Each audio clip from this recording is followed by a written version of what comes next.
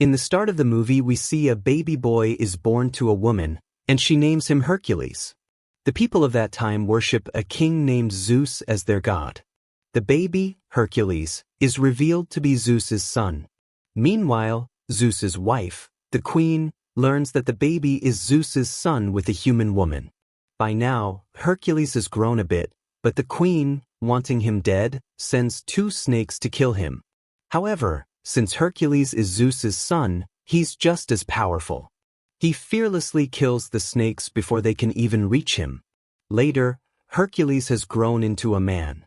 The king gives him a series of tasks. Hercules, being fearless, takes on these tasks one by one.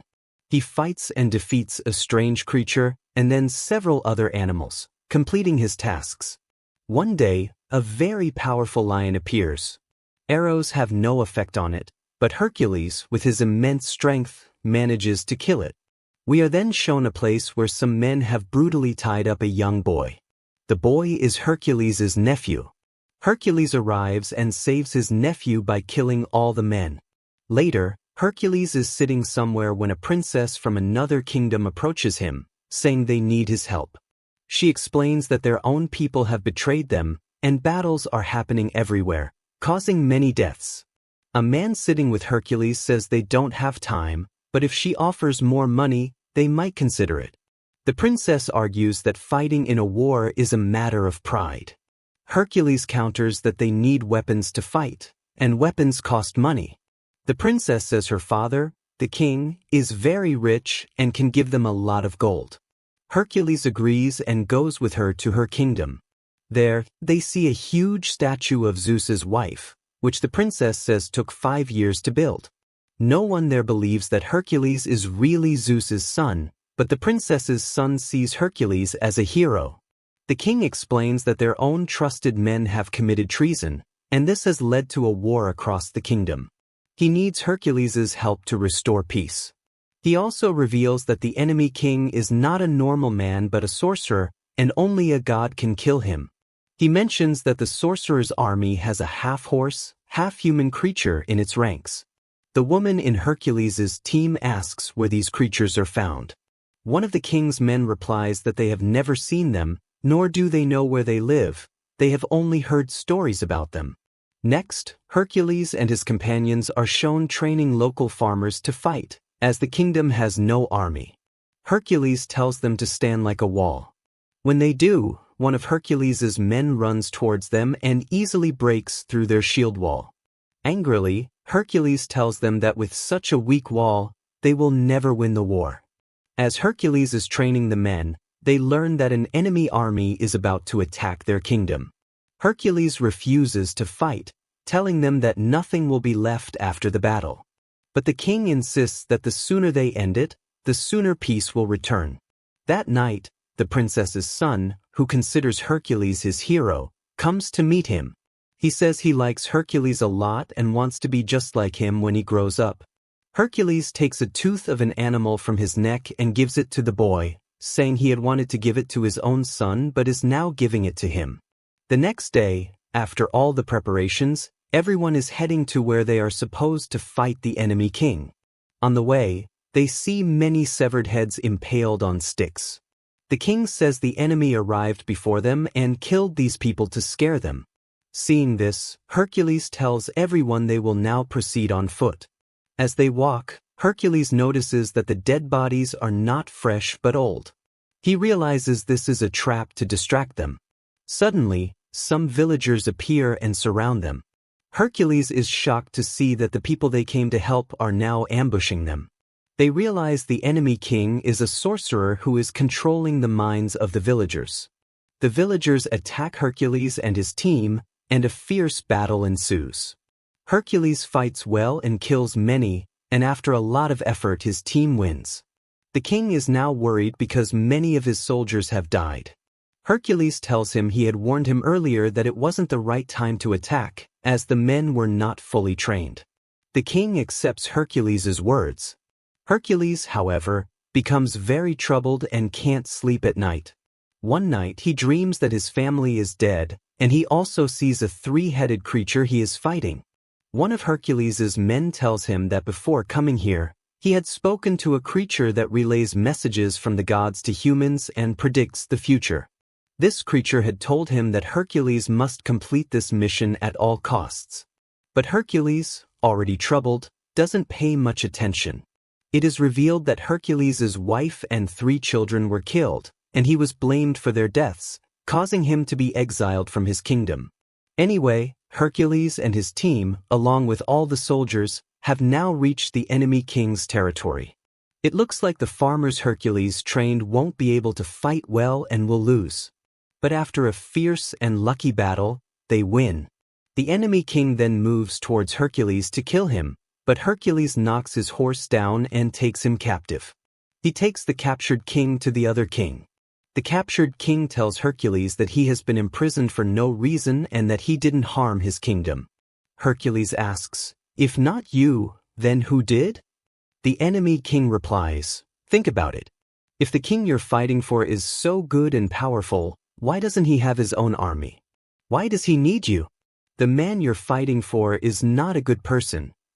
That same night, a ceremony takes place where the king is crowned because he has conquered many lands. The enemy king is tied up and mocked by everyone, but the princess, the king's daughter, feels sympathy for him. Hercules, seeing this, goes to the princess and asks her why she is doing this, why she feels pity for him, and what the truth is. The princess reveals that the man, the captured king, was her husband, but her father poisoned and killed him to become king himself. The captured king was her husband's close friend and turned against her father, which is why the war started. She says her father is to blame for everything, not the captured king. She couldn't say anything to her father because she has a young son who is under his control. To save her son's life, she asks Hercules to take him away and train him. Suddenly, one of the king's men comes and tells Hercules the king wants to see him. Hercules goes to the king, who thanks him for training the common people and winning the war for him, making him king. He asks Hercules to train everyone else in a different way of fighting so that he can conquer the whole world, and then he asks Hercules to become his special man. Hercules refuses immediately. The king, angered, says, "Fine, as you wish," and offers him gold, telling him to leave, as he no longer needs people like him now that he is king. Hercules and his companions take their gold and start to leave. He sees the villagers looking at them with sadness, as they don't want him to go because he taught them how to live. Seeing this, Hercules throws his gold pouch away and says he will stay because the people need him. One of his companions says, "How can you do this? We have our gold, we should leave." But the rest of Hercules' companions also throw their gold away and decide to stay, except for one, who takes his share of the gold and leaves. Hercules and his remaining companions then go to the king's room. The king's men surround them. The princess and her son are also there. One of the king's special men tells the king that his daughter had asked Hercules to take her son away with him. Hearing this, the king snatches the boy from the princess. During the commotion, one of the king's men attacks Hercules, knocking him unconscious. When he wakes up, Hercules finds himself chained. The king from the kingdom where Hercules grew up arrives. Hercules had always supported this king and fought many wars for him, but this king had also betrayed him and signed an agreement with the evil king to conquer the world together. He has 3 wolves with him that look just like the ones from Hercules' dream. Hercules realizes that these are the same creatures he heard when his wife and children died. He asks them why they did this. The king from Hercules' homeland replies that he was the king, but because of Hercules' bravery, everyone praised Hercules, not him. He says they couldn't kill Hercules, so they framed him for his family's murder so that people would hate him and only remember the king's name. Hearing this, Hercules becomes furious, but he is chained and can't do anything. The evil king, the princess's father, decides to kill everyone one by one, starting with his own daughter. Hercules panics. To encourage him, his companion tells him, "You can do it. If you give up, we will all die." Hearing this, Hercules gains strength, pulls on the chains, and breaks free. He rushes to the princess and saves her. Suddenly, the 3 wolves attack Hercules, but he, with great difficulty, manages to kill them. He frees his companions and the innocent king, whom they had all considered their enemy. With Hercules having taken control of the palace, the two evil kings flee. But Hercules catches the king who killed his family. Remembering his family, he kills him with the same dagger he used to kill them, in a very painful way. Then he goes back to the palace with his companions. He sees the king standing with many soldiers and one of the men holding a dagger to the princess's son's throat. The king orders the child to be killed without a second thought. But then, the companion who took his gold and left appears. He instantly shoots an arrow and kills the man who was about to kill the child. They save the child, but the enemy king's entire army attacks Hercules. Hercules fights back fiercely. During the battle, one of Hercules' companions dies after being hit by too many arrows. The rest of the king's army is also advancing, but Hercules' men have formed an impenetrable shield wall. Hercules sees a large statue of Zeus's wife. As the enemy king's soldiers climb up, Hercules uses his strength to push the statue onto them. Frightened, all the soldiers run away. When the king sees this, he gets angry at his soldiers and tells them to go and kill Hercules. But the statue falls on him, too, killing him. Seeing Hercules' bravery, all the king's soldiers surrender to him.